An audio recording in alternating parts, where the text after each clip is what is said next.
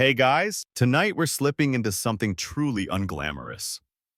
A day in the soot-streaked sandals of a Roman apartment janitor. You're not a soldier, a senator, or a poet. You're the one who scrapes pigeon droppings off the roof tiles while everyone else dreams of glory. You grease the hinges, chase rats, and get blamed for everything from dripping ceilings to mysteriously missing sandals. It's dawn in the Suburra, Rome's loudest, most crumbling neighborhood. The insulae, the towering apartment blocks where most Romans live, loom like damp beehives. And you're the human broom. You probably won't survive this job for long collapsing floors, candle fires, and chamber pot avalanches make sure of that. But it's your job, and no one else wants it. So, before you get comfortable, take a moment to like the video and subscribe, but only if you genuinely enjoy what I do here. And hey, post your location and local time in the comments. I love knowing who's dozing off in Kansas and who's still wide awake in Seoul. Now, dim the lights, maybe turn on a fan for that soft background hum, and let's ease into tonight's journey together. You wake before the pigeons, literally. Their wings are still tucked, their heads bobbing sleepily in the cracks of the tiled rooftop. The tiles are uneven, chipped at the edges, hot in summer, slick with frost come winter. But for now, in the warm Roman pre-dawn, they're just dusty, covered in a faint layer of ash from yesterday's cook fires and a scatter of feathers from last night's pigeon turf war. You lean on your broom wooden handle, bristles made from bundled reeds bound with twine, and let out a sigh. The city hasn't woken yet. It's a rare, delicious silence. Except for that one dog barking 5 blocks away. You know that dog. You've never met it, but you've shouted at it like an old friend. Your first task, sweep the rooftop paths. Not for beauty. Mind you, no one's hosting a banquet up here. But these roofs are dangerous ash and grease mix into a slick death trap. One slip and you're tomorrow's gossip. Another janitor took the fast way down. Somewhere below, someone yells in their sleep. You ignore it. The Suburra speaks in broken dreams. As you sweep, your mind drifts. You think about things you'll never have. A real bed, a marble bath, bread that isn't day-old crust, and socks. You've heard of socks. Some senator's servant mentioned them once imported from Gaul, like some mythical woolen foot wrap. You sigh again and sweep on. Then you pause. Something glints between 2 tiles. You kneel. It's a ring. Copper. Cheap, but carved with a tiny dolphin. Someone must have dropped it during a rooftop rendezvous. Love makes people clumsy. You slip it into your pouch. Finders keepers. Your tip jar. You lean back against the ledge and glance out across the rooftops. The city looks soft from here. Blurred edges. No noise. No smells. Just stone silhouettes and smoky sky. It's almost peaceful. You almost believe it. Then you hear it. The unmistakable sound of a chamber pot being dumped. You step sideways instinctively. It lands 3 feet from where you were standing. Splashes. You stare down at the street. A tenant in a tunic waves sheepishly from the window, then ducks back inside. You make a mental note. Unit XVB. Repeat dumper. You'll have a word later. Or maybe not. Some battles aren't worth fighting when you still have 12 hours of soot, sewage, and suspicion ahead of you. You climb down the narrow ladder, joints aching. Every rung is slick from dew. You don't fall, but it's a near thing. Your heart races for a moment, then settles back into the weary rhythm it's known for years. Inside the top corridor, the smell of overcooked lentils lingers from someone's midnight snack. You wrinkle your nose. You've learned more about your neighbors through smells than words. Who boils cabbage? Who burns incense? Who smokes dried fig leaves and pretends it's medical? You reach the attic corner. There's a nest there. Sparrows? You let them stay. They eat the flies. And besides, they've been here longer than you. Some janitors knock nests down. You nod at them. Morning, fellas. You whisper. As you move through the upper floors, you adjust a few crooked oil lamps, tighten a rope holding someone's laundry beam, and retrieve a child's wooden horse that got stuck in a ceiling crack. No one thanks you. No one will know. But if you don't do it, the place breaks faster. And when the place breaks, you get blamed. You reach the narrow stairwell. It smells like boiled onions and wet sandals. You descend carefully. Each step is a gamble. These buildings weren't designed to last centuries, but Rome's good at pretending. Midway down, you spot a scribble on the wall. Charcoal graffiti. Julia loves Marcus. Next to it, Marcus loves nobody. Brutal. You smirk. Someone's about to have a rough morning. You stop on the third landing. A thin crack runs along the wall. You press your finger to it. Still dry. You'll keep an eye on it. Cracks are like rumors in Rome. They start small, then ruin everything. By the time you reach the bottom floor, the sky has shifted from indigo to hazy gold. The city's waking up. Doors open. Tenants shuffle out in tunics, blinking. Some nod at you. Most don't. One kid sticks out his tongue. You don't respond. You're saving your energy for the stench you know is waiting behind the next door. But that's a problem for a few seconds from now. For this brief moment, you lean your back against the cool stone, inhale deeply, and cough. Ash. Always ash. Your day has just begun. The door creaks open with the gentleness of a Roman courtroom sentence, loud, slow, and guaranteed to make your stomach twist. You duck inside the narrow alcove housing the apartment's latrine shaft, holding your breath even though you already know it's useless. The stench hits you like a chariot. Warm, sharp, deeply emotional. It's the smell of bad decisions, late-night figs, and forgotten plumbing. You wrap a rag around your nose like a battle-hardened gladiator preparing for war. Torch in one hand, your maintenance stick in the other. You descend. This is the underbelly of the insula. Literally, the shared privy chamber sits down in a small vaulted room carved into the building's foundation. It was ingeniously built to collect, well, let's call it evidence of life, from 30 apartments, all at once, into one dark pit. It's not that Rome didn't have plumbing. Wealthy villas had full flush toilets.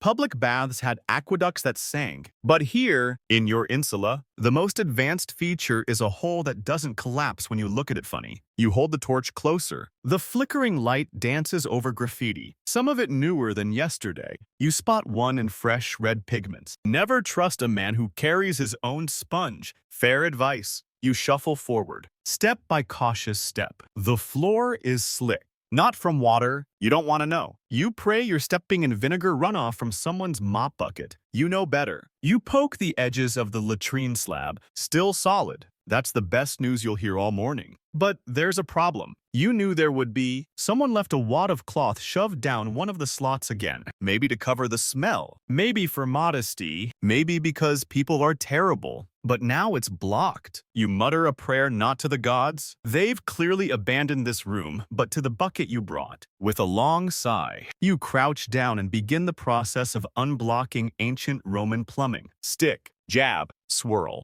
gag, repeat. You once heard that in Alexandria, some buildings had vertical sewage shafts lined in marble, the kind philosophers designed. You wonder what marble smells like when someone dumps fermented goat stew down it. Probably better than this. The torch sizzles from a drop of mystery moisture. You flinch. It's not fire you fear. It's the things that scurry when light touches them. And sure enough, there it is. A fat rat, lounging like it owns the place. You give it a look. It blinks slowly and waddles into a crack, offended by your presence. Same. There's a bit of metal glinting in the corner. You approach. It's a coin bronze. Sticky and definitely cursed. Someone must have dropped it during a reflective moment. You don't pick it up. Even desperation has limits. You finish the blockage fix and pour a bucket of lime wash down the shaft. It sizzles and bubbles in a way that feels mildly satisfying, like watching justice slowly work. You imagine one of the senators doing this, just once, just for the experience. You laugh, a low, tired laugh that echoes too much in the dark. Climbing back up, you pause near a wall shelf where janitors sometimes leave notes. Today's says simply, if it's blocked again, it's not the gods, it's Unit VO. Historians still argue whether every insula had a dedicated janitor, or if families took turns. Based on the current evidence, your smell, your unpaid labor, and the way everyone treats you, it's clear who drew the short straw here. Outside, the sunlight feels almost disrespectful, too bright for what you've just seen. You squint and take in the morning rush. Market carts roll by, chickens cluck in crates. A pair of young lovers argue in whispers. Half romance, half theater. A toga-clad man trips over a stray sandal and pretends he meant to. You pause at the water basin in the courtyard, splash your hands, and scrub your face. The water's cold, drawn from a local well, not clean enough to drink, but clean enough to pretend you're still human. Someone yells your name. A tenant from the second floor. Marcus the Potter. He's red-faced, holding up a cracked jug, claims the ceiling above his bed dripped something foul and vaguely fishy overnight. You nod. Not because you'll fix it now, but because nodding buys you time. You pass a young girl tugging a goat up the steps. The goat seems emotionally unstable, but frankly, so are you. A moment of peace, brief. Like Roman political stability settles as you sit on the stair and rest your back. Then you remember the ceiling leak above the Potter's unit. It's not just dripping, it's probably seeping. And in these buildings, seeping becomes sagging, which becomes crashing, which becomes your fault. But right now, you've earned 60 seconds of sun, the scent of roasted barley bread drifting from a neighbor's window, and a rat-free view. You let out a long sigh, deep, honest, the kind only a janitor of Rome can truly understand. And then you stand, because this city doesn't clean itself. The bucket clunks at your side as you shuffle toward the storeroom, your sandals dragging like they've personally given up on optimism. You're not headed there for cleaning supplies. Oh no, that would make too much sense.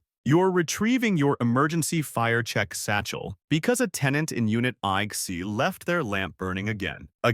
You don't knock. You just open the door, slowly, cautiously, like one opens a lion's cage when the lion has terrible table manners. The door whines. You peer inside. There it is, a squat little clay lamp perched right next to a drying basket of clothes. The flame dances like it knows what it's doing. A bit of oil dribbles down its side, one good tremor from the cart rolling past, and the whole floor becomes a performance in spontaneous combustion. You snuff the flame with a damp cloth and mutter to yourself. You don't even bother leaving a note. You've left 6 already. Your handwriting is still on their doorframe from the last warning. Fire kills everyone equally. It's the cruel little truth of insula life. These Roman apartment buildings were the original fire traps. 5, 6, sometimes even 7 stories high, packed with timber, straw mattresses, and bad judgment. You've seen what a spark can do. That's why you keep your fire check route religiously. You visit each floor, ducking in and out of doorways, inspecting oil lamps, double-checking cooking fires, and quietly confiscating any torch left leaning against a curtain, like it's a festive decoration. Most tenants don't notice. Some grumble. One old woman waves her cane and calls you a nosy coal weasel. You take it as a compliment. You've been called worse. Once, someone accused you of conspiring with the wind. Mainstream fact. Augustus once created a fire brigade for the city. The Vigiles. They're like you, but with a helmet and occasionally a horse. But they don't check the insulae every morning. That's your job. You're the unsung pre-vigilante. You reach the 5th floor landing, where the wood creaks like it's trying to quit. There's a scorch mark on the floorboards. You pause. That's new, not fresh, but not old. Your eyes dart to the tenant's door. Unit VIP. Gaius, the marble carver. Likes to drink. Likes to experiment with light. Last time he tried to cook eggs on a brazier using olive oil and poetry. You knock harder than usual. He answers wearing half a tunic and 1 shoe. His eyes are red. Ah, yes. Hello. The fire spirit returns. He says. You push past him. You left an oil bowl near your curtains again. It was part of the ambiance, he says. As though ambiance isn't flammable, you point at the burn mark. Ambiance tried to kill you. He nods, impressed. It is dramatic, isn't it? You don't argue. You lift the bowl, dump the oil out the window into a patch of dirt, and blow out a hidden smolder in the corner. Gaius tries to offer you fermented pear slices as an apology. You take one. You'll regret it later. But right now, it tastes like something that used to be fruit. Maybe historians still argue whether the average Roman had any idea how dangerous their own home was. You murmur under your breath as you leave. You finish the round an hour later, with soot on your sleeve and one more scarf you confiscated from a makeshift lampshade. Back in the courtyard, you check the water buckets. Each floor is supposed to keep one filled by law, but law is a strong suggestion in the Subura. Half are bone dry. One has a broken handle. You sigh and refill them anyway. As you hoist the rope on the shared water wheel, a toddler runs by with a chicken under each arm. Neither of them are his. You think about stopping him. Then you don't. You lower your bucket into the cistern. Cool splash. You haul it up slowly, each creak of the pulley. A reminder that Rome was built with effort, not magic. And somewhere nearby, you hear it, the sharp whoosh of something catching flame. You drop the bucket and sprint around the corner. A fabric awnings started to smoke. Not blaze, not yet, but it's close. You rip it down with a borrowed stick and stomp on it, twisting the cloth under your sandal, then pouring what water you've got left onto it. A neighbor peeks out of their window. Is it out? You nod. Panting. Barely. They nod back. Ah, well done, flame squisher. You sit on the ground, sweating, soot-smudged, and very aware of how close your life is to being completely undone by a forgotten fig pie warming on a charcoal tray. And yet, no one else noticed. No crowd gathered. No inspector came. That was it. Just you, again. Quirky detail. One Roman writer once claimed that insula fires were the city's way of digesting itself. You feel like a stomach lining. Someone offers you a strip of dried fish. You decline politely. You need a moment of silence. A moment to stare at the slowly curling tendrils of smoke rising from the cloth, and wonder why your job description didn't include part-time demigod of flames. But then again, the quiet lives never make the headlines. They just make sure the headlines have a roof to burn down in the first place. You're halfway up the staircase again when you hear it. A rhythmic drip, drip, drip. It's not the usual background noise, the lute, practiced 2 floors up, the muffled argument over stale lentils, or the toddler yelling spongia because he thinks it's a spell. This is different. This is the sound of water, where there shouldn't be any. You climb slowly, feeling each creak in the stair like a warning from the gods. When you reach the 3rd floor, the hallway smells like yeast and damp wool. Never a good sign. You round the corner and there it is, a suspiciously glistening ceiling above Unit 7, a growing puddle on the floor, and the telltale wet plap of water dripping in irregular, guilt-ridden beats. You sigh. Again, you knock on the door of Unit 8, the apartment directly above. A long pause. Then the door opens an inch. A puff of warm air escapes, thick with flour, raisins, and panic. Lucilla, the baker's wife, stands there with flour smudged across her nose like a gladiator's war paint. Oh, it's you, she says. It's just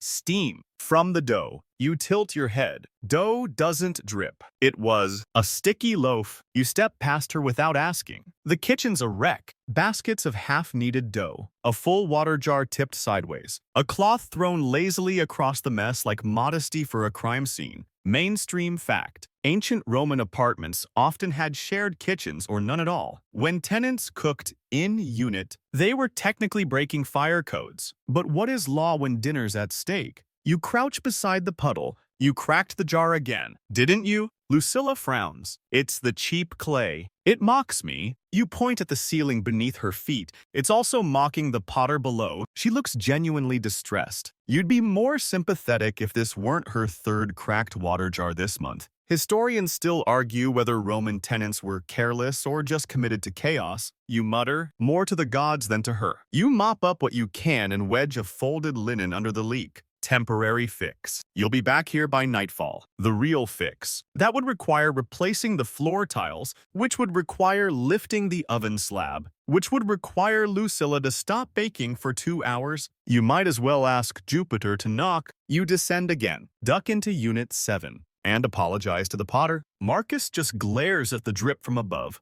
with a sculptor's precision. It's in the corner, he says, but it's personal. You nod. Everything in this building becomes personal eventually. You scrawl a small wax tablet note and stick it to the stair rail. Water leak. Temp patch. Don't dance on floor. You return to the corridor, inspect a damp crack in the plaster, and sigh again. You're sighing so often you wonder if Roman physicians have a name for it. Custodes pulmonalis. Maybe chronic janitor's breath. A child approaches, hair like unraveled twine, holding a grape that looks like it's seen things. Did you fix the flood? She asks. No. You reply gently. I slowed it down. She nods solemnly, like she understands the futility of adult effort. She offers you the grape. You decline. She eats it in one bite, stem and all, and disappears. Back on the 4th floor, you make a note of another mystery puddle near the corner beam. You press your palm to the wall. Cold. Damp. Slight give. You close your eyes. You know what this means. The wall is softening. Moisture's settling in. Give it a few weeks, maybe less, and that section of the wall will either buckle or bloom mold in a creative pattern.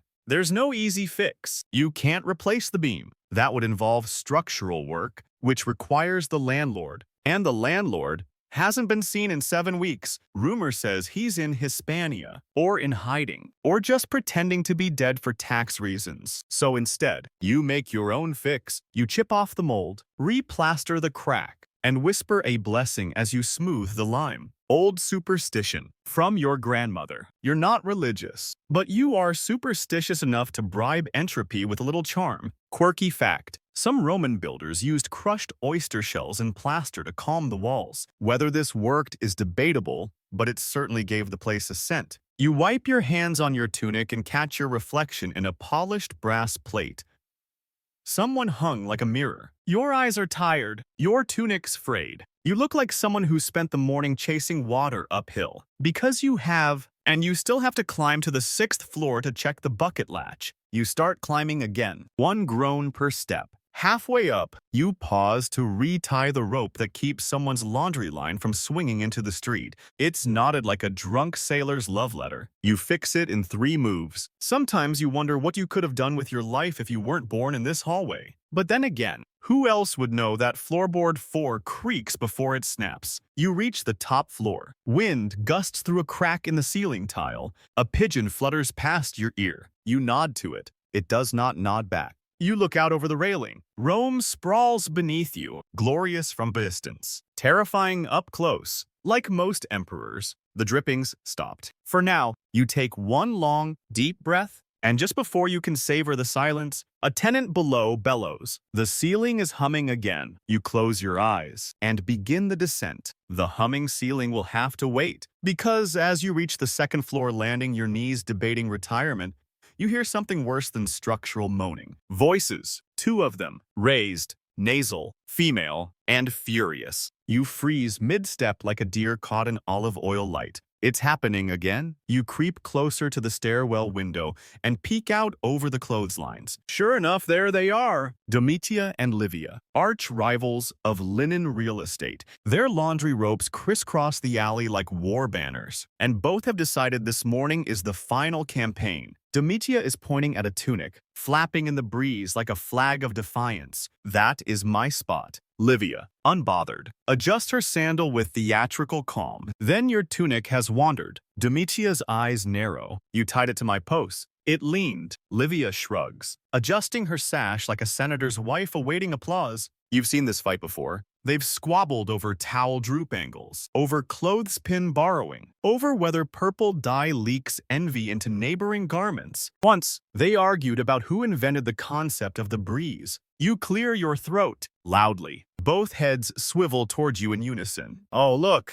Domitia says, arms folding. The janitor, here to enforce the laws of gravity. You take a deep breath. Ladies, again, you share a drying line. There is room for both of your tunics. Not when hers drips fig juice. Livia snaps. I wash mine in lavender water. Domitia insists. It's your boiled bean robe that poisons the wind. You raise both hands. How about this? Each of you gets half the line. I'll mark it with this. You reach into your pouch and pull out a bit of twine. Says us. Mine's ceremonial rope of peace. They stare. It's from a grain sack. You add helpfully. Mainstream fact. Ancient Roman tenement dwellers often dried clothes over courtyards, rooftops, and alleyways. Disputes over space were as common as olive oil stains. You stretch the twine between the 2 lines and tie it off. It droops slightly. It is not majestic, but it's official. Now, you say. Domitia gets the left. Livia, the right. If anything crosses the sacred rope, I will remove it and donate it to the stray dog that lives behind the bathhouse. A moment passes, then 2. Livia smirks. Fair. Domitia nods. For now, victory. Sort of. Historians still argue whether Roman janitors were mediators, peacekeepers, or just bodies wedged between angry residents and ancient physics. In this moment, You feel like all three. You step back into the stairwell, but not before Livia shouts, "By the way, someone's dumped chamber water in the courtyard again." Demetia gasps, "Your bucket was leaking." You sigh and keep walking. Back inside, you make a note on your wax tablet, laundry line diplomacy treaty. Fragile, likely to collapse by sunset. As you pass the second-floor atrium, you pause for a sip of water. The communal basin sits in the shade, surprisingly undisturbed. A few leaves float lazily on its surface. You scoop with your palm and sip, lukewarm, but better than nothing. From the corner of your eye, you spot a sandal hanging from a torch bracket. Not a pair, just one. You stare at it, as if it might explain itself. It doesn't. Quirky fact, lost sandals were so common in crowded Roman housing blocks that children sometimes tied them to belts. This one looks adult-sized and deeply confused. You unhook it and tuck it under your arm. Someone will yell about it later. You'll return it. Maybe half a floor up, you pass a small shrine. It's just a ledge with an old statue Laris, the household guardian gods. The figure is chipped. Someone's left 2 raisins and a candle stub as an offering. You nod to it, not because you're devout, but because in a building like this, you greet every power you can. You reach the 4th floor landing again. The door to Unit 12 creaks open just as you pass. A small boy peers out. "Are the ladies throwing towels again?" he asks. "Not yet." You reply. He nods solemnly, as if this disappoints him. Back down the stairs again, you find the courtyard buzzing. A flock of geese has gotten in. No one knows how. One is standing on the laundry twine you just installed, honking like a politician. You make eye contact with it. It does not blink. The rest strut across the yard like they own the lease. Someone shouts from above. "They're back. Last time they chewed my sandal." You swing your broom with the dignity of a man who once dreamed of being a poet. "Out. Go on." One goose honks and bites your hem. You chase it around a jar of lentils and nearly collide with Marcus the potter. He's holding a fragile amphora and muttering curses about animal-based gods. Eventually, the geese waddle out through the open gate like smug ambassadors. You reseal it with a rope and your sandal trophy, and breathe.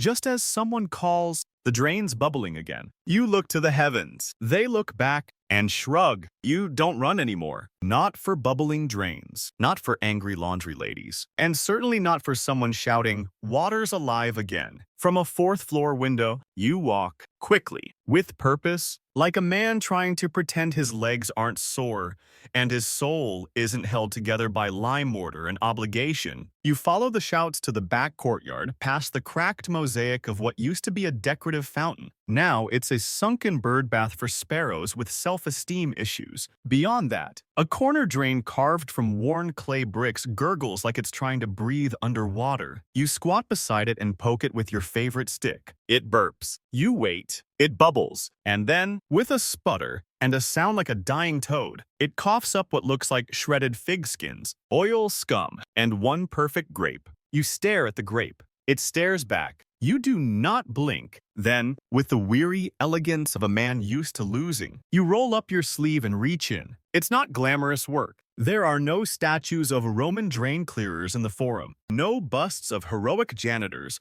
holding up baskets of kitchen waste with noble expressions. But that doesn't stop you from whispering, "I am the plug beneath the empire," as you pull out a tangled mat of hair, bread crusts, and somehow a pine cone. Mainstream fact. Roman drains and insulae were crude at best, especially in poorer districts. Most relied on simple gravity, narrow clay channels, and a healthy amount of denial. Clogs were common, unpleasant, and very, very public. You clear what you can and pour a bucket of vinegar water down the line. It hisses like it's offended. You watch it drain slowly, reluctantly, like a toddler being told to go to bed. Good enough for now. Just as you stand, a voice echoes from behind. "Hey, you seen Gallo?" You turn. It's Publius, one of the ground floor renters. Wears too much perfume. Claims to be a traveling scholar, but spends most mornings feeding pigeons and quoting Virgil to his sandals. "I haven't," you say. "He owes me bread money."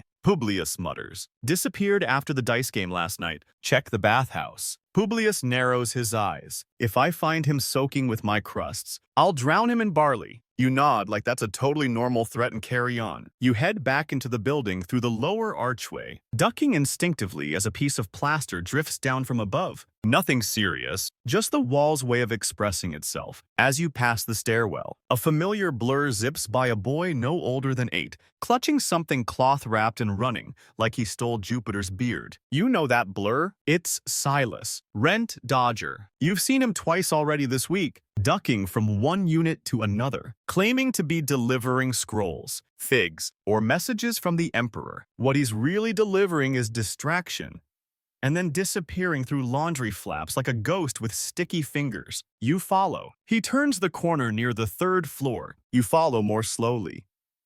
Your knees have unions now and catch up just in time to see him vanishing behind a curtain outside Unit X. You knock on the frame. The curtain twitches. No one's here, a small voice says. Great, you say? Then I'm just talking to the curtain. A pause. Then, the curtain says, come back later. You lean against the wall. Silas, if you don't hand over the coin pouch you lifted from Publius last night, I'm turning your favorite fig stash into chicken feed. Another pause. Then a pouch appears under the curtain, followed by a grape. You take both. The grape wasn't necessary. It's symbolic. The curtain replies. You walk away, grape in hand, and wonder how old you have to be before symbolic grapes stop feeling wise. Historians still argue whether Roman children in tenements were more street smart than the adults, or if they just learned quicker to steal figs and run. You lean toward the latter. Back outside, you return the pouch to Publius, who counts the coins with theatrical suspicion. He took 2, it's always 2.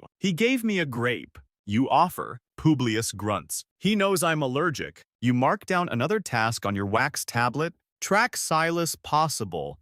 Demigod of evasion. Then, from somewhere above, a new voice cries, he took my sandal. You don't even ask, you just sigh, adjust your sash, and begin the climb. Again, you're nearly at the 3rd floor landing when it begins. Dum, dum, dum. Not footsteps, not hammering. Something slower, more deliberate. Someone's playing a lyre, and they are not good. You pause, neck tilting slightly like a confused goat, as the sound wafts down the stairwell like a drunken lullaby. The strings are out of tune. The tempo, well, it exists, technically, every few seconds. There's a chord that doesn't just misfire, it explodes in emotional confusion. Then comes the voice, singing, O Sibyl, O fairest, thou bringeth me peas. You blink. The voice drifts upward, earnest and tragic. Somewhere, a cat yowls in harmony. You sigh and continue your ascent. When you reach the 4th floor, you can pinpoint the culprit. Unit at 12, again, not the child with the grape wisdom. This time his older brother, Flavian, failed street poet and aspiring tragic performer. His father wanted him to be a cobbler. Instead, he built a stage out of crates and disappointment. You knock once. No answer. Just more liar abuse. You knock again. Louder. The door swings open, unbothered, revealing Flavian in a mustard-colored tunic that looks like it offended 3 generations of laundry. He beams. Ah! An audience. You step in and shake your head. Flavian, it's 9A. He lifts a finger. Perfect time for emotion. The walls are vibrating. Art trembles where hearts beat. Lucilla's bread cracked in half. He tilts his head. The crust was weak. You hold up a hand. The neighbors have asked me, with great love and increasing aggression, to ask you to cease your, you gesture vaguely toward the lyre, performance. He looks wounded. You don't support the arts. I support walls that don't collapse from sustained chord trauma. He nods solemnly and places the lyre on the floor with all the reverence of a man burying a dream. I'll rehearse silently. You nod. And maybe don't rhyme peas with Sibyl.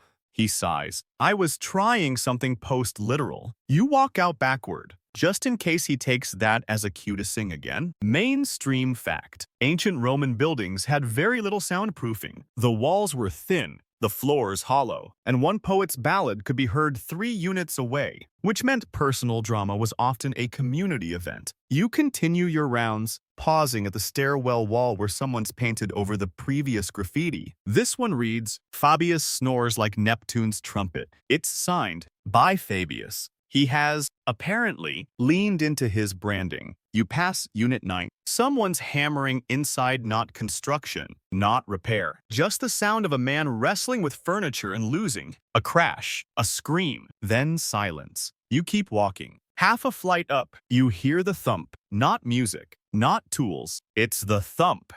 I can hear you through the wall thump. You freeze. Then the reply. Thump, thump. Then an angrier thump. You rush to the corridor and see it happening. One tenant, Agrippa, pounding his fist against the wall. His neighbor, Secunda, pounding back. Both furious, both convinced the other has committed some sonic crime. You approach cautiously. Problem. Agrippa throws a thumb over his shoulder. She practices flute in the morning. Secunda shouts from behind her door. It's a reed pipe. And only between laundry and lunch. You played 3 notes. All night. You snore like a panicked goat. You raise a hand. We're solving this calmly. As Romans, with a chalk line and emotional repression, you inspect the wall between them. Thin, worn. A smear of what you hope is wine seeps from a crack. Look, you say, if you keep pounding, the wall will crack. If it cracks, the draft gets worse. If the draft gets worse, the rats come in. If the rats come in...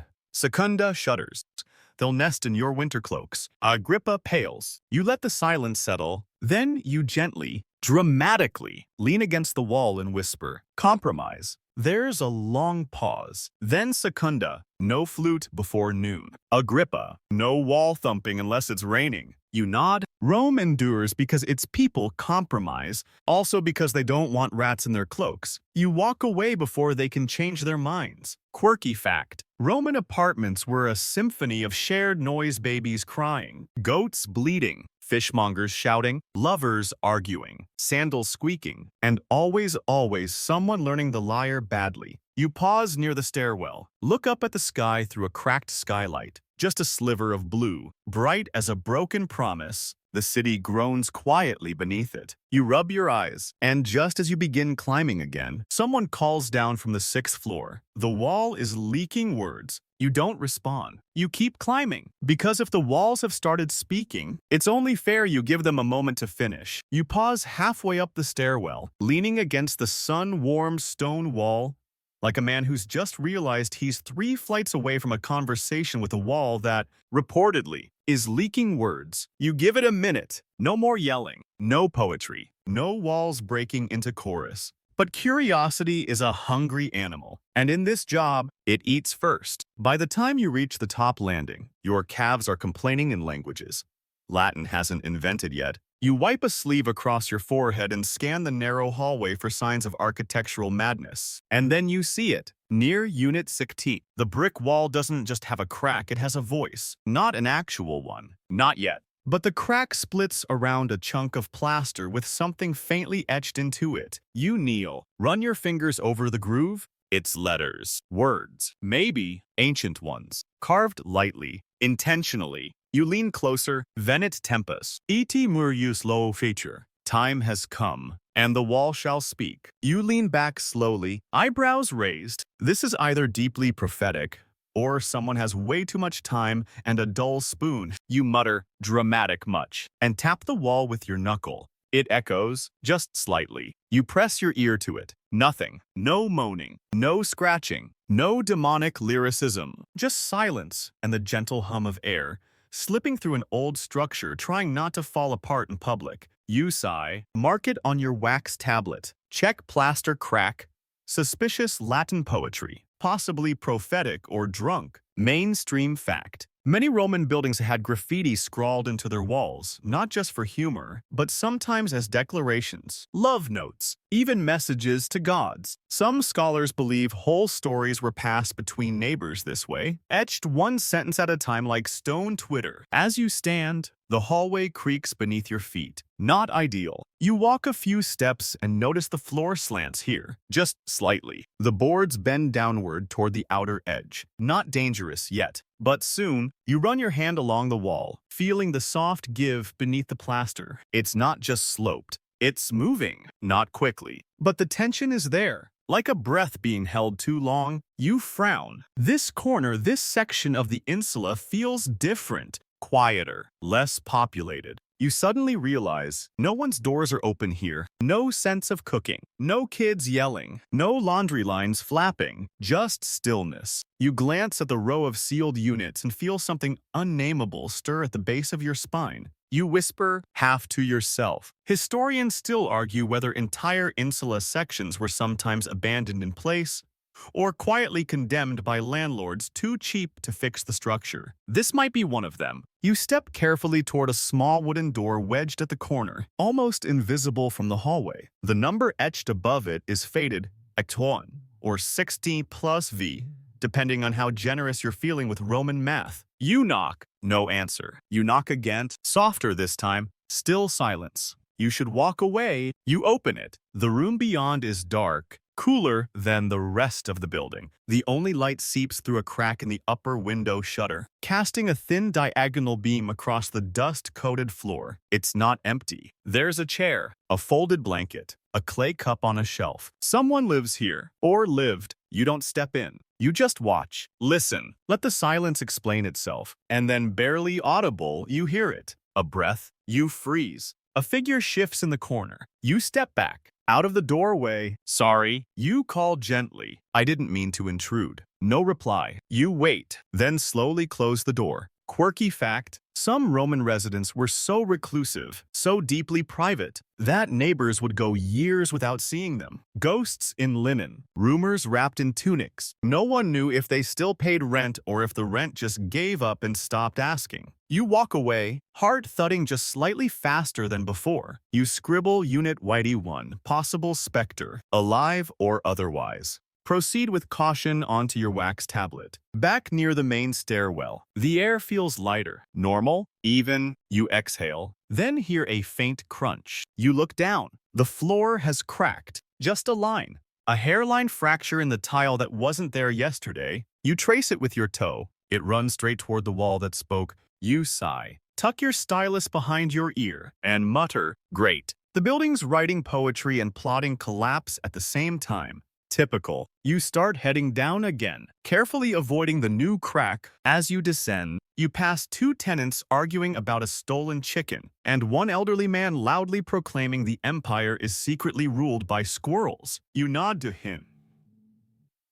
He nods back. Seriously, the ground floor never felt so safe. The bakery smells good today, which is immediately suspicious. You know Lucilla's usual routine: overproofed loaves, flour footprints across the hall, and a quiet personal war with salt. But this is suspiciously pleasant. A warm, toasty aroma drifting up the stairwell with such gentleness. It feels like an apology. You reach the second floor corner where the bakery's fire vent always smokes just enough to make the neighbors mildly nervous. Today, no smoke, just a smell that could bring even a senator to tears. Honey, walnuts, and something yeasty but elegant, like the bread knows Latin. You step inside without knocking. Lucilla doesn't look up from her mixing bowl. She's elbow-deep in dough, her hair tied back with a dish rag that's already surrendered. She hums something tuneless, rhythmic. There are no fires, no flower clouds, no evidence of chaos. This is unsettling. Something wrong, she asks, not looking up. That's what I came to ask. She smiles faintly. I'm trying a new recipe. Walnut loaves. For the inspector.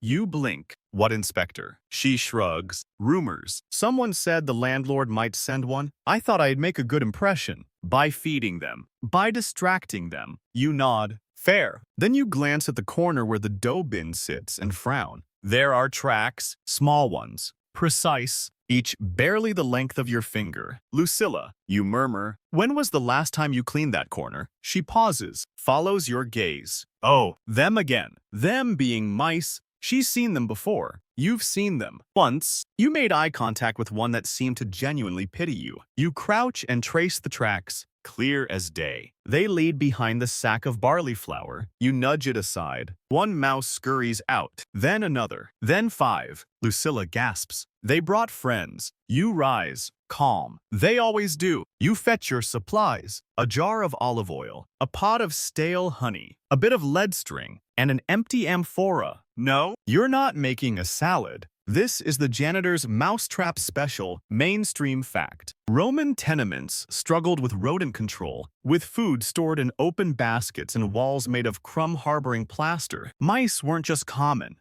They were citizens. You coat the amphora rim with oil, ring it with honey inside, then lower a bread scrap down as bait. It's a trap by invitation. Mice can enter, but they slide trying to leave. Elegant, undignified, effective. Lucilla watches. Will it work? It always works. Eventually, she leans in, lowers her voice. You know one of them took a fig from my hand yesterday. You squint. Are you feeding them? No. I was scolding it. It snatched the fig during the scolding. You nod solemnly. That's strategy. You place the trap near the wall and mark the spot with chalk. Quirky fact. Some Roman households used household spirits layers as symbolic guardians against vermin. Small offerings were made. You once saw someone gift a dead mouse to their family shrine. You pretended not to understand the symbolism. As you turn to leave, you notice something else. A bit of movement behind the broken brick near the oven base. You kneel. Another mouse. Maybe, but it's not just movement, it's scratching. You peel back the loose brick and reveal a narrow hole. And inside, a scroll fragment. Rolled tight. Old. Frayed. You pull it out carefully. It's written in ink that's faded, but legible. You read it aloud. Beware the crack in the wall where no one sings. Beneath it, the ground remembers. You look up at Lucilla. She blinks. Is that one of Flavian's? No. Too coherent. You roll it back up and tuck it into your pouch. I'm starting to think this building's writing to itself. Then it needs therapy, Lucilla says, brushing flour off her sleeve. You head back into the corridor. Outside the bakery, a group of children race past laughing, barefoot, one wielding a stick like it's divine law. One pauses as she passes you. We saw the mice too, she says, proud. Did you name them yet? She grins. The big one's Emperor. Fair enough. You climb another flight to check the ceiling beams. The humidity's warping them again. You tap one gently. It answers with a dull thunk. You tap again. Thunk. Crack.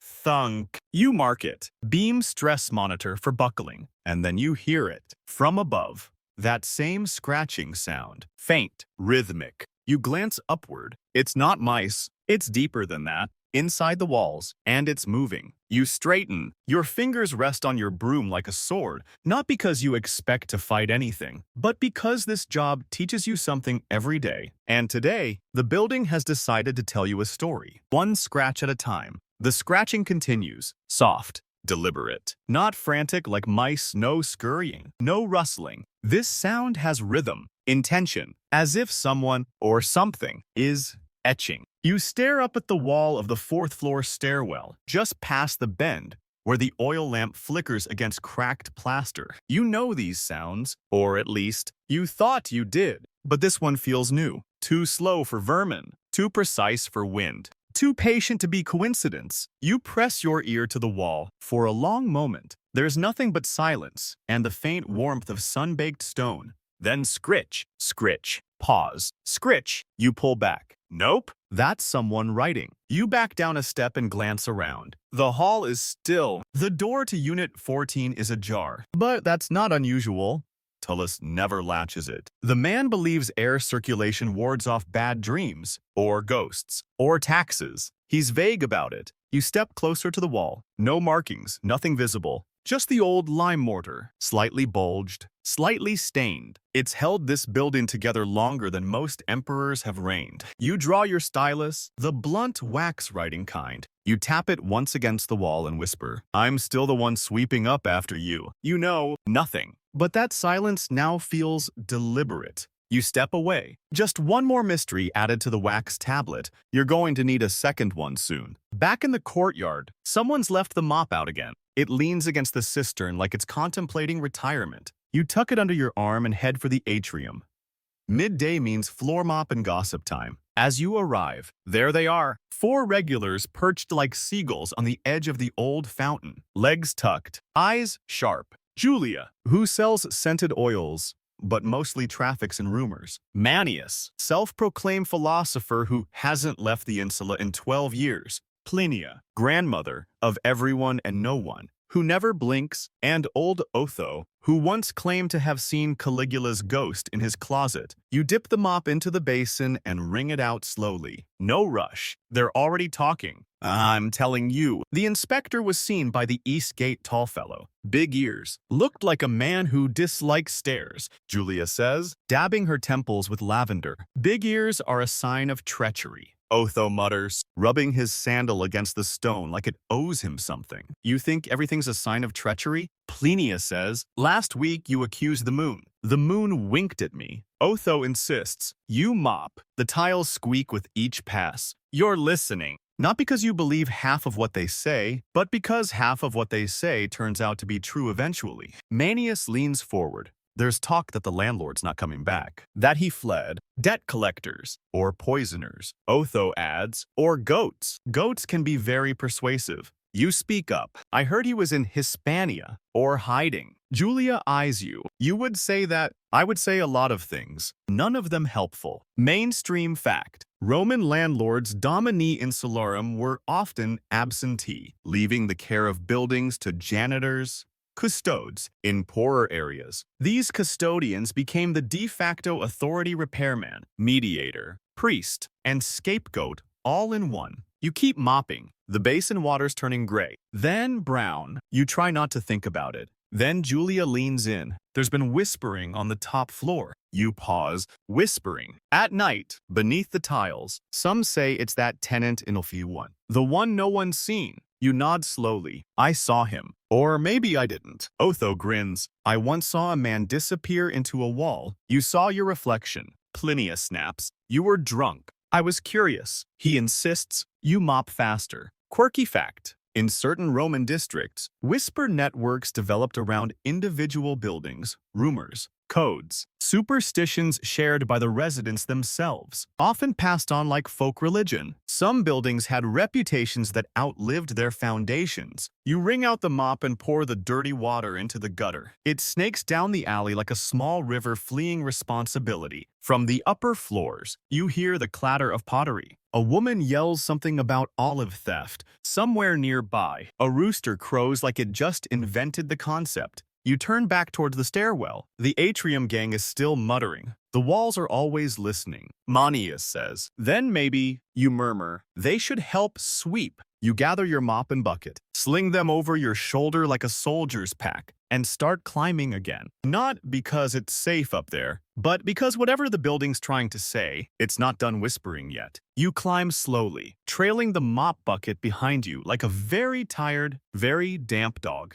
The floorboards creak underfoot not from weight, but from exhaustion. You can relate. At the third floor, you pause beside a freshly whitewashed patch of wall, still wet in spots. You run a finger through it. Soft, sloppy. Someone got creative. Again, that's someone being Publius from Unit 7, who apparently took it upon himself to bless the corridor with love. You look closer. Etched into the wet plaster carefully, as if written by a man half sober and fully lovesick, is a heart, crude but earnest. Inside it, Via Corvina. You blink, then sigh. Corvina. That's new. You rub your temples. The building has enough structural stress without hosting a romantic subplot on its walls. And yet, here you are, a janitor, a witness, and apparently, now the accidental guardian of unapproved graffiti-based love letters. You kneel, inspect the carving. It's deep, probably scratched with a stylus or a fork, which is both poetic and extremely against building policy. You dip a rag into your bucket and press it against the plaster, considering whether to erase it or let it be. It's sweet. Sure, but also illegal. Technically, you pause. Mainstream fact. Romans frequently inscribed declarations of love on walls, pillars, pottery, and any available surface. Entire catalogs of ancient graffiti survive in Pompeii, testaments to heartbreak, infidelity, and what some scholars believe is the first recorded, "He loves me not." You straighten up, leave the heart untouched. Some things crumble better on their own schedule. As you turn the corner near the fourth floor landing, something else catches your eye. A series of small scratches near the base of the wall. Not rodent scratch, not accidental, too regular, too careful. Letters again. Murus vidit omnia. The wall sees everything. You exhale slowly. That makes 3 inscriptions this week. All different, all in Latin, and all definitely not written by Silas the grape thief. He can't even spell his name the same way twice. You mark the wall discreetly with your chalk and add a note to your tablet. Investigate corridor inscriptions. Increasing frequency. Building may be literate. You continue to the 5th floor. There, a commotion brews. Domitia is back, and she is mid-rant. Her voice carries like incense in a temple, thin at first, then overwhelming. And I know it was Livia. That slippery scarf was on my side of the line. You step in gently. Domitia turns toward you, hair frizzed, eyes wild with towel-related rage. She violated the treaty. She says, the laundry treaty. She nods. She crossed the twine.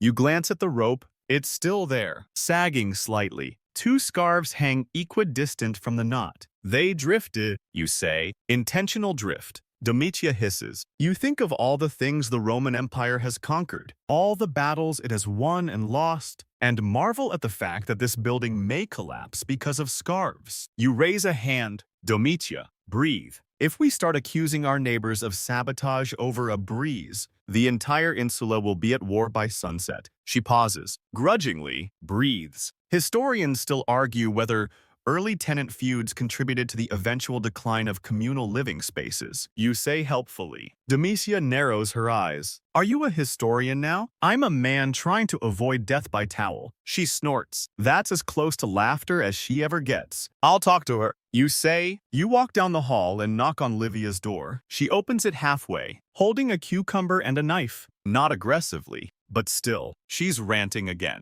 Livia asks. You nod. The breeze misaligned your scarf. She rolls her eyes. Domitia would declare war on a shadow. You nod again. Still, maybe move it. For peace. She sighs, grabs the scarf, and mutters, one day I'm stringing garlic on the line instead. Quirky fact. In Roman superstition, garlic was considered both an ingredient and a ward used to protect against sickness, spirits, and occasionally, petty neighbors. You continue toward the stairwell, grateful the textile tensions have temporarily cooled. Then you hear it. From the corner, the soft clink of ceramic. You turn. A tiny object sits on the floor by Unit 13. A small pot, unmarked, freshly placed. You crouch. Lift it. Inside, ash and a piece of folded parchment. You open it. One word. Vide. See. You look up slowly. No one is there. You step back. Close the pot. Pocket the note. Your mind spins not with fear, but with something colder. Recognition.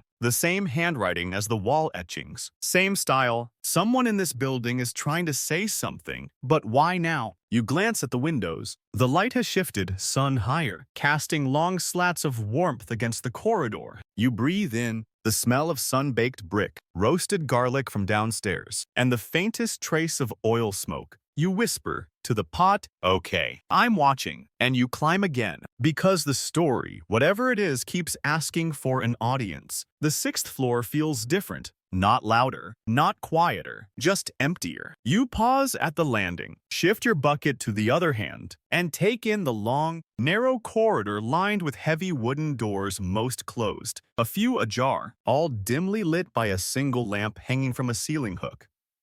You tied there yourself 3 months ago with a rope that was not technically flammable. The light sways slightly. So does the air, like the building is breathing. You walk slowly past Unit 19 empty, or at least pretending. The door hasn't moved in weeks. Dust gathers at the threshold like an offering. A faint scent of vinegar and crushed figs lingers in the air. And you're not sure if that's better or worse than the sulfur smell near Unit 17, which you've chalked up to a failed perfume experiment or a dead eel. Either way, no one's claimed it. Then, without meaning to, you find yourself in front of that door again. Unit YT1. The mysterious tenant. The man who doesn't speak, doesn't leave, doesn't open his shutters. The one who left a clay cup and a folded blanket in plain view, as if placed just so for the curious or the cautious. You hesitate, then knock once. Nothing. You knock again. This time, something shifts behind the door. Not a voice, not a shadow, just movement.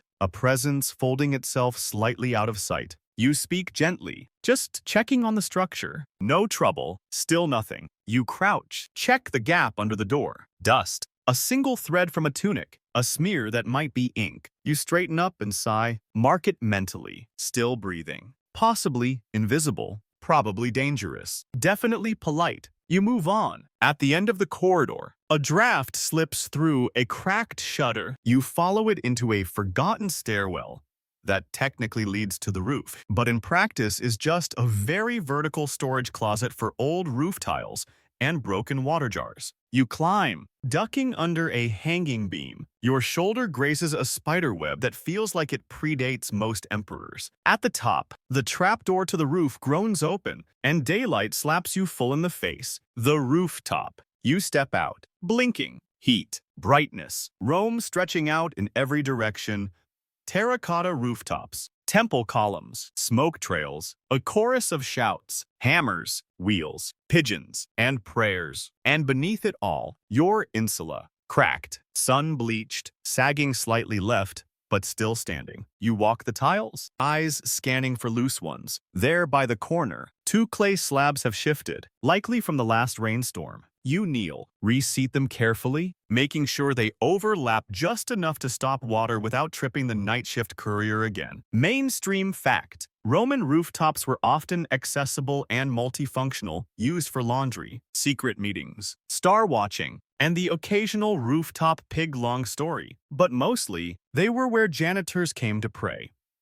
No one below set anything on fire. You rise slowly, stretch your back, and glance toward the edge, and then you see it. On the parapet, a new inscription, etched recently, not old. You approach. Illic est aliquis qui vide. There is someone who watches. You blink. It's not your writing. It's not Publius. It's not Silas with a chisel. This one is too precise, too deep. And there, carved just below the message, is a symbol, 2 overlapping circles. Faint, almost invisible unless you lean in. You rub your thumb across it. The brick is still rough. Whoever carved it did so recently. You straighten and look up. Because this message wasn't meant for the residents. It was meant for above. The gods, the birds, the city. You glance around. There's no one on the other rooftops. Just a cat, sunbathing 2 blocks over. Indifferent. You take out your wax tablet. Etch a note. Rooftop message. Surveillance or theater. Investigate before paranoia sets in. As you descend again, a breeze kicks up, carrying with it the scent of hot stone and vinegar. At the bottom of the stairwell, Silas is waiting. He's holding something, a small, rolled parchment. No seal, no name.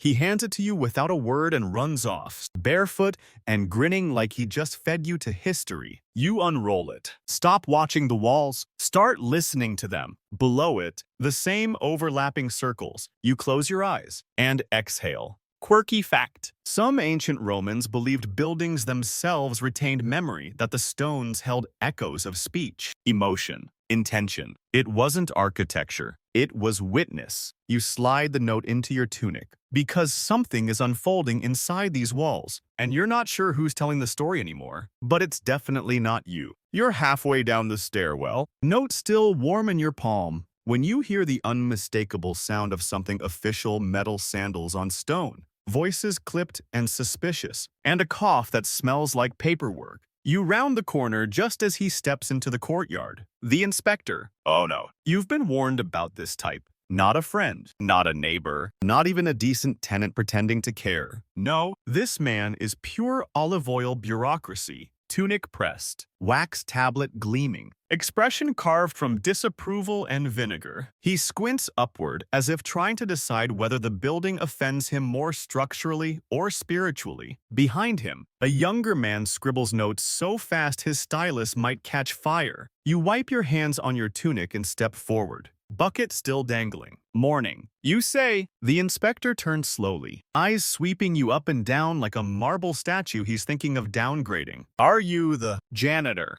He asks, as though the very title has personally insulted his ancestry. I prefer Custos of Chaos, you say with a weak smile. But yes. He raises a single eyebrow so sharply you wonder if it's been trained. I am Lucius Marinus, Provincial Housing Integrity Representative, he says, producing a scroll with a flourish that makes the courtyard pigeons flinch. Lovely. You say, how can I help ruin your day? Mainstream fact. Imperial inspectors, curatores, were occasionally dispatched to evaluate tenement conditions, particularly if rumors of collapse, fire risk, or tax evasion reached the wrong ears. Most landlords dreaded them. Janitors feared them. Lucius glances at the building. There have been complaints. You nod. Of course. If there weren't, I'd be worried. His assistant looks up from his notes. One tenant claims the walls are whispering. You pause. Well, you say carefully, that's less of a complaint and more of a philosophical position. Another says she saw you chasing geese with a mop. True.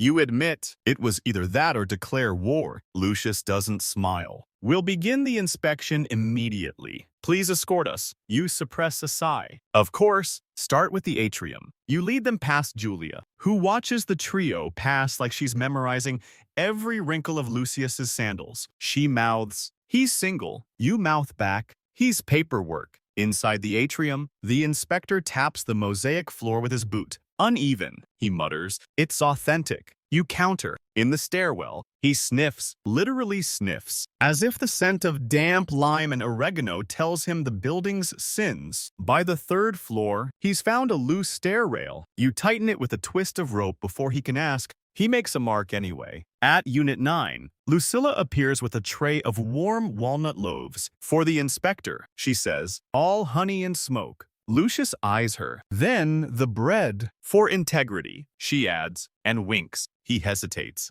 Takes one. You blink. That's definitely a bribe. She shrugs at you and disappears. Lucius chews, slowly, thoughtfully, then nods. Acceptable crumb. You resist the urge to laugh and usher them toward the rooftop stair. As they climb, the assistant trips slightly and drops his stylus. You pick it up for him, brushing a faint smear of ink from the floor. You write fast. You mutter. He glances at you, lowers in his voice. I don't get paid to look, just to remember. Quirky fact. Some Roman scribes in training doubled as government assistants, not because they were useful, but because officials liked having someone around to blame if a scroll went missing. At the roof, Lucius steps into the light, shielding his eyes. He surveys the tiles, taps one, grunts, then walks to the parapet. You freeze. He's heading straight for the etched message. Illic est aliquis qui vide. You position yourself quickly, casual, relaxed, standing exactly where the message is carved. He doesn't notice. Instead, he points at a pigeon feather stuck under a tile. Evidence of poor sweeping. He declares. You nod gravely. The birds are unionized. He stares. You stare back. Then he turns. You lead them down again, heart racing. That message was too visible. You can't explain it. Not yet. Not to him. Back in the courtyard, he scribbles a final note, then folds the scroll. I'll send my report to the landlord, who is either in Hispania or buried under overdue taxes. You say. Lucius narrows his eyes. Then we'll find someone else responsible. Would you settle for a building that's maybe self-aware? He doesn't answer. He simply leaves, his assistant trailing behind, glancing once, just once at you. You nod, and he nods back, almost like he knows. You sit on the fountain's edge, mop across your knees, and breathe. You should feel relieved, but the building isn't quiet. Somewhere above, a floor creaks without a footstep, and you know, the story isn't over. You stay on the fountain's edge longer than you should. The courtyard begins to refill with noise.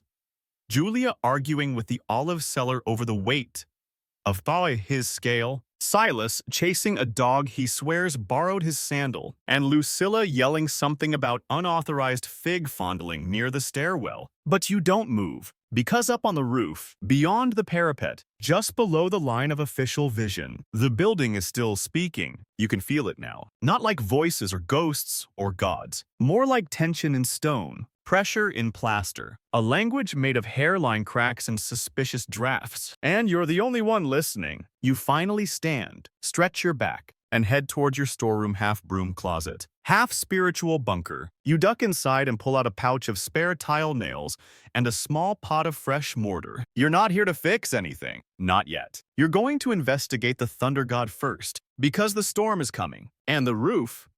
Your roof is not ready. The light outside has shifted. Clouds now stack above Rome like slow-moving ships, gray, slow-bellied, full of unpleasant ideas. The city doesn't panic in storms, but the insula does. Because when it rains in Rome, it doesn't rain, it pours. You climb the staircase faster than usual, tools clinking in rhythm with your boots. By the time you reach the 6th floor, wind is already pushing against the shutters. One is banging open and closed like an impatient fist. You secure it with a rope and a prayer, then unlock the rooftop trapdoor. It opens like a sigh. The sky is darkening fast. Across the city, you see others doing the same, pulling laundry, calling in goats, shouting at clouds like it's a neighborhood tradition. But you've got clay tiles to inspect, and one of them has started to hum. You find it near the eastern edge, 3 tiles down from the message, just left of the rain gutter. It buzzes under your palm. Not vibration exactly, more like resistance, like it knows what's coming.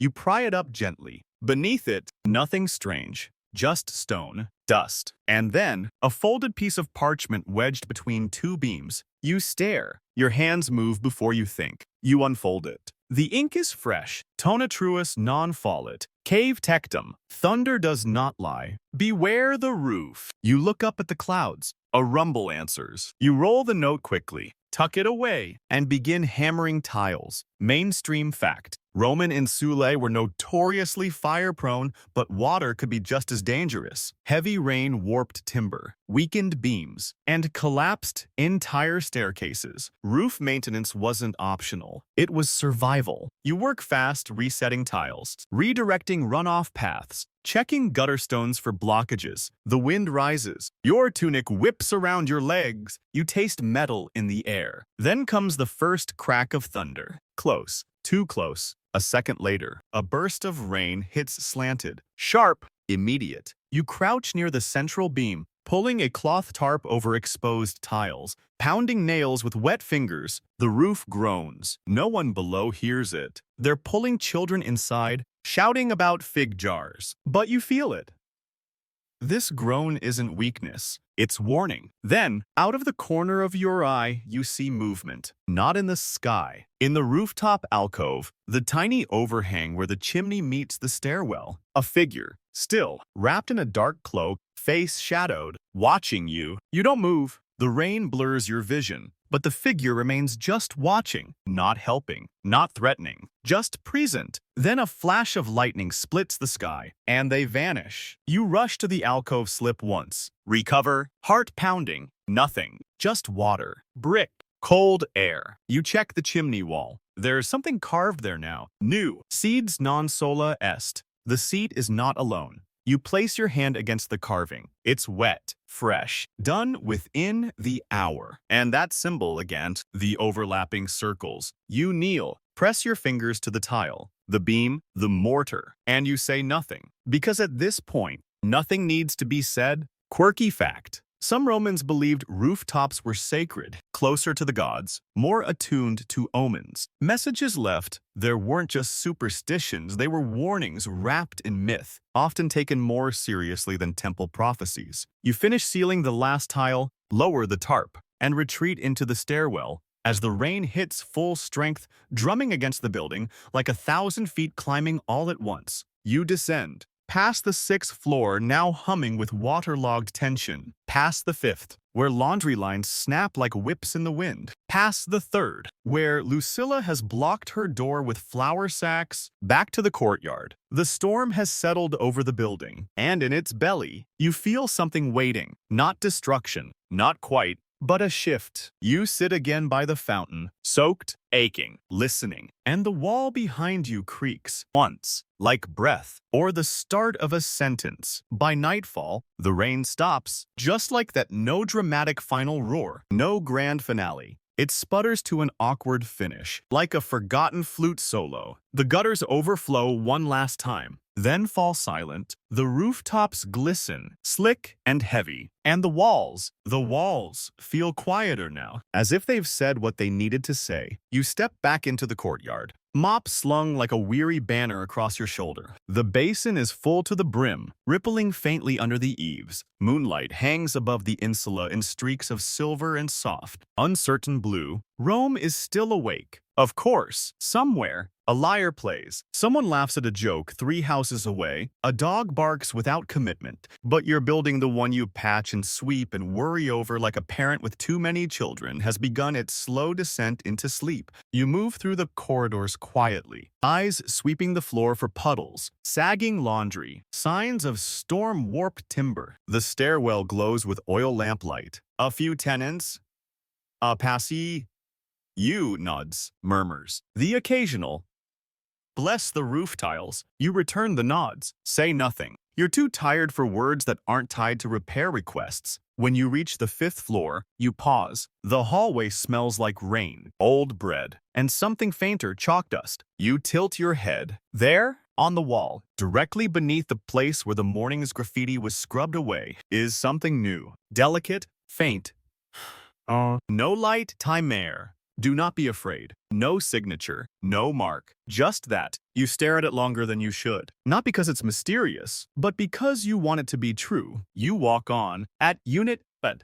Domitia is asleep against her doorframe, snoring softly into her laundry basket. Her scarf flutters against her cheek. You tuck it in. Gently, she doesn't stir. Down on the 2nd floor, Lucilla is singing to herself something off-key and slightly profane about walnuts and men who think they know ovens. You don't interrupt. You reach the atrium and stop. There, on the edge of the basin, is the amphora you used to trap the mice. It's been moved. Lid ajar. Inside, one walnut. No mice, just a walnut. And beneath it, another parchment. You lift it. Valet in silencio. Strength lies in silence. You don't know who's writing these. You don't know when they're being placed, but somehow you're not alarmed. It's like the building is reassuring you, or warning you gently, like a friend who doesn't know how to say goodbye. Quirky fact. Ancient Romans believed every home, every structure, had its own spirit. A genius loci, not just a patron god, but a presence. Something in the wood grain, in the plaster dust, in the breath between bricks. Something that remembered. You place the walnut back in the amphora, replace the lid, leave it there. At the 6th floor landing, the air is still damp, but the creaking has stopped. No more scratches, no more notes. Unit Y1 is quiet. You knock once. Silence. You place your palm on the door, gently, not expecting anything, just acknowledging it. Then, for no reason at all, you whisper, "Thank you." You descend slowly, passing windows now closed for the night, shutters swaying slightly in the breeze. When you reach the bottom, you step into the courtyard one last time. The rain has left everything smelling like stone and moss. The sky overhead is clear, and the moon hangs fat and glowing, like a coin left too long in someone's hand. You sit on the fountain edge again, just you, the mop, and the wall behind you. No one calls your name. No one shouts from a window. You exhale. Not a sigh of frustration, but release. The storm is over. The building still stands. And you lived another day as its quiet keeper. You close your eyes and let the weight of silence settle. You lean back gently, head resting against the warm stone. Your legs ache, but not sharply. Your hands are sore, but only in the familiar way, like memory rather than pain. You stretch them out and feel the breeze whisper past your knuckles, cooling the sweat that clung there all day. Above, the roof tiles glisten under the moonlight, each one a small, silent monument to your labor. No one else sees them, but they see you. They remember. You listen as the sounds of Rome shrink into night. The sandals, the voices, even the wind. And now, it's just you, and the walls, and the soft creak of a building that breathes with you. You rest your eyes a little longer. Your heartbeat slows, your breath deepens, and somewhere in the beams above, in the cracks beneath the floors, something old and kind and watchful settles with you, not to wake you, but to keep you safe. So sleep now. You've swept the rain, sealed the roof, listened to the stone, and in the quiet life of this crumbling Roman insula, you are never alone.